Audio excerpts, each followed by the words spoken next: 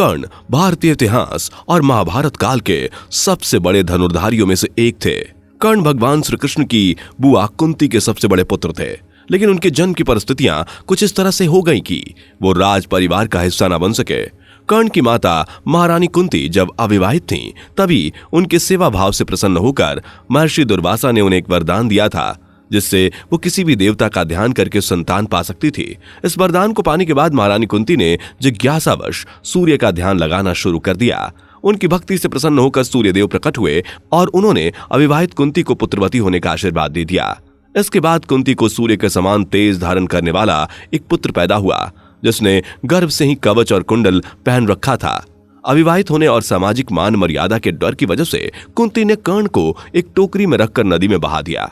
उस जगह से कुछ दूर आगे राजा धृतराष्ट्र के सारथी अधिरथ और उनकी पत्नी राधा नदी के किनारे कपड़े धो रहे थे। उसी समय उन्होंने नदी में उस टोकरी को बहते हुए देखा, जिसमें कर्ण रो रहा था। नदी की धार से उस टोकरी को बाहर निकालकर वो दोनों पति पत्नी उस बच्चे को अपने घर ले आए। उन दोनों के पास कोई संतान नहीं थी, इसलिए वे बहुत खुश हुए और उन्होंने बच्चे का नाम वसुसेन रखा। भगवान सूर्य से मिले कवच और कुंडल की तेज की वजह से कर्ण बचपन से ही युद्ध कला का अभ्यास करने लगे थे। कर्ण की रुचि युद्ध कला में देखकर अधिरथ उसे उस समय के महान योद्धा और प्रशिक्षक आचार्य द्रोणाचार्य के पास ले गए, लेकिन आचार्य द्रोणाचार्य ने कर्ण को युद्ध कला की शिक्षा देने से यह कहकर मना कर दिया कि कर्ण एक सारथी का पुत्र है और वो सिर्फ राजकुमारों को ही युद्ध कला की शिक्षा देते हैं। ये बात नन्हे कर्ण के दिल में गहरा घाव कर गई। वो बहुत दुखी हुआ। इसके बाद उसने घर पर रहकर धनुर्विद्या का अभ्यास करना शुरू किया।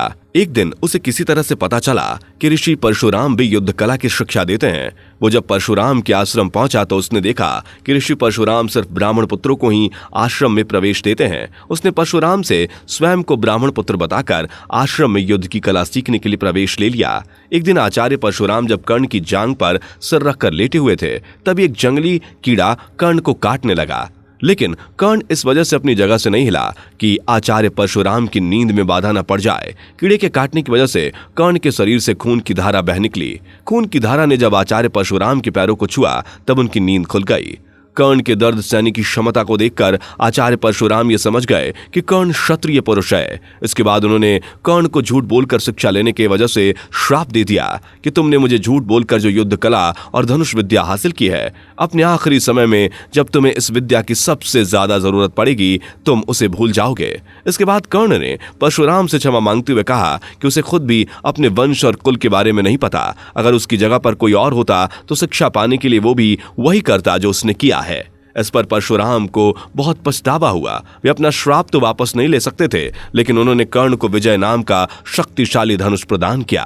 परशुराम के आश्रम से वापस आने के बाद कर्ण कुछ दिनों तक शब्दभेदी बाण चलाने का अभ्यास करने लगा। इस दौरान उसके हाथों से गाय के बछड़े की मृत्यु हो गई। बछड़े की मौत से क्रोधित होकर उसे एक ब्राह्मण ने श्राप दे दिया कि इस बछड़े की तरह तुम्हारी भी मृत्यु बहुत ही कष्टदायक होगी।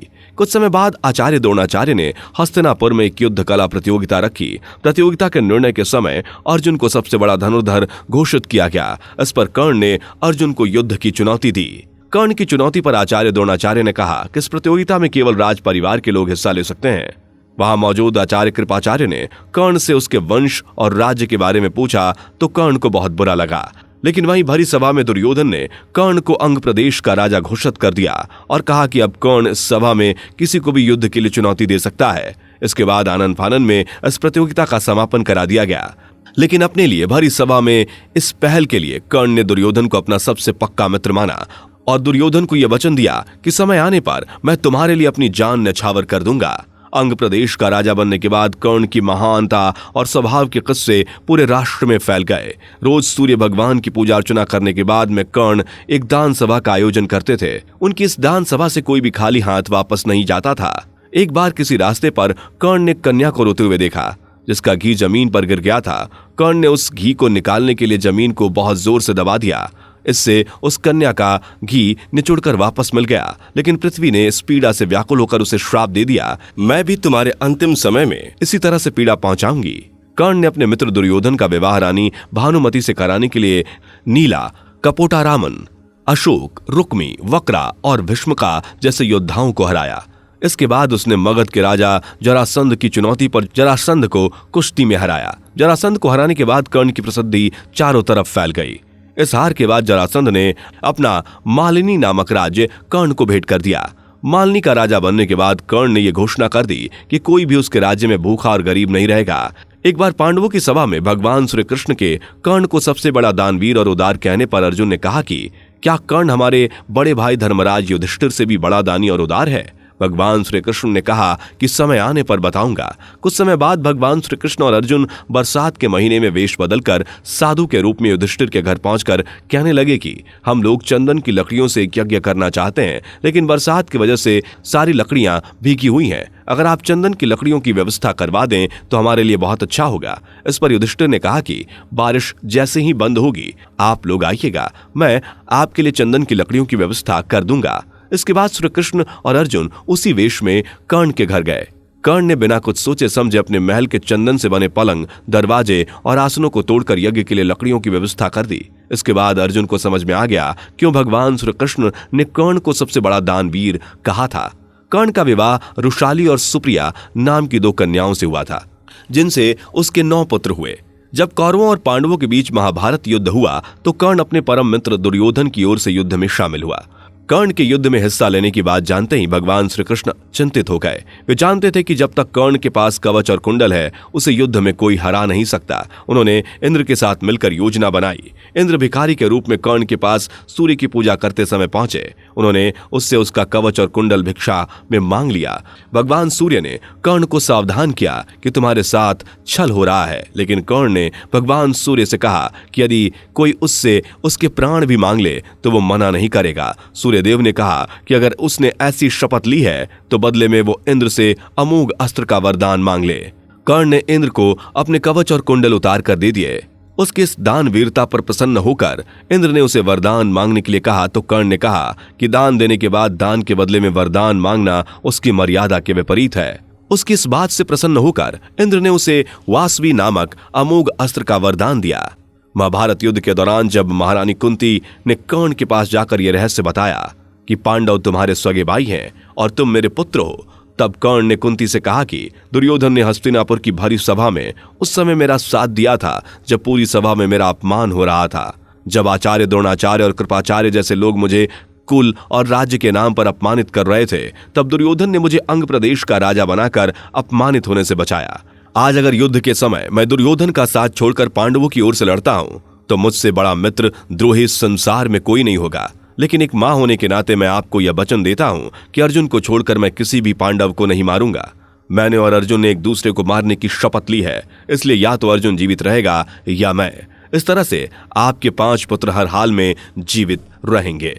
इसके बाद युद्ध आरंभ हुआ। दोनों पक्षों की सेना और योद्धा आपस में जूझ रहे थे। युद्ध के 17वें दिन भगवान श्री कृष्ण ने कर्ण के सारथी से षड्यंत्र रचकर कहा कि वह अर्जुन के युद्ध कौशल और वीरता की प्रशंसा करके कर्ण को मनोवैज्ञानिक रूप से हताश करे। कर्ण बहुत वीरता से लड़ रहा था। उसके बाणों की टक्कर से अर्जुन का रथ कई कदम पीछे हट जाता था, लेकिन अर्जुन के रथ पर हनुमान जी स्वयं मौजूद थे, इसलिए उन्हें कोई नुकसान नहीं हो रहा था।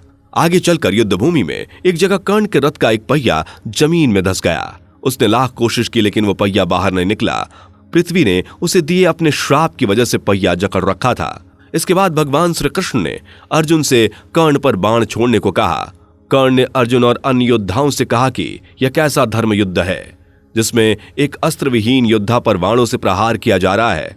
इस पर भगवान श्री कृष्ण ने कहा कि जब सभी कौरव योद्धाओं के साथ तुम लोगों ने अभिमन्यु को घेर कर मारा था, तब तुम्हारी न्याय की बातें कहां थी। इसके बाद भगवान श्री कृष्ण ने अर्जुन से बाण छोड़ने के लिए कहा और अर्जुन ने अपने बाण से कर्ण का सर धड़ से अलग कर दिया। इस तरह से एक महादानी शूरवीर योद्धा अपनी वीर गति को प्राप्त हो गया। मान्यता है कि युद्ध के मैदान में कर्ण की मृत्यु के अंतिम क्षणों में देवराज इंद्र ब्राह्मण के वेश में कर्ण से दान मांगने पहुंचे थे, तो उसने अपने आगे के 2 दांत पत्थर से तोड़कर दिए थे जिन पर सोना मड़ा हुआ था। युद्ध के अंतिम क्षणों में यह जानने के बाद भी कि पांडव उसके सगे भाई हैं, उसने अपनी निष्ठा अपने मित्र दुर्योधन के लिए कायम रखी।